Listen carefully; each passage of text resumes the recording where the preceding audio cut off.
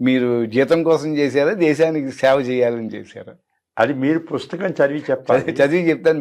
అంటే మీ అంతరార్థం అసలు అది తెలుసుకోవాలని నా ఉద్దేశం. ఏ పనైనా నాకు సాధ్యమైనంత వరకు నాకు కష్టపడి నాకు వీలున్నంత వరకు చేస్తానండి. అదే దేశానికి సేవ చేయాలనే కదా. ఏదో ఉద్యోగం ఇస్తున్నారు, ఉద్యోగం ఉంది, మనకి జీతం ఇస్తున్నారు. ఆ ఉద్యోగం సరిగ్గా చేస్తే సొసైటీ, ప్రజలు, దేశం బాగుపడుతున్నానే కదా. సాధారణంగా ఉద్యోగుల ఈ ఆలోచన తీరు ఎలా ఉంటుందంటే, పొద్దున 10ంటికి వెళ్తే 6ంటికి డ్యూటీ అయిపోతుంది, మధ్యాహ్నం అరగంట భోజనం లంచ్ అయిపోయిన తర్వాత 6 తర్వాత ఇంకా పని చేయం, 6 తర్వాత పని చేస్తే ఓవర్ టైం ఇవ్వాలి, ఏంటి నాకేంటి అనే తత్వంలో ఉంటారు.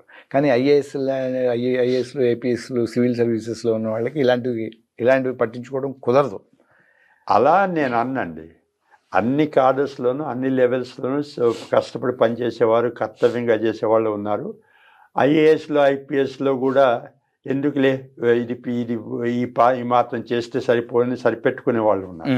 మీరు అన్నట్టు ఏదో ఐఏఎస్లు, ఐపీఎస్లే కర్తవ్యం చేసేవాళ్ళు, మిగిలిన వాళ్ళలో ఆ బాధ్యత లేదని నేను ఒప్పుకోనది. అన్ని లెవెల్స్లోనూ కష్టపడి పనిచేసేవారు, మన జీతం తీసుకుంటున్నా కాబట్టి మన ధర్మం ఉద్యోగం చేయడానికి కొనే వాళ్ళు ఉన్నారండి.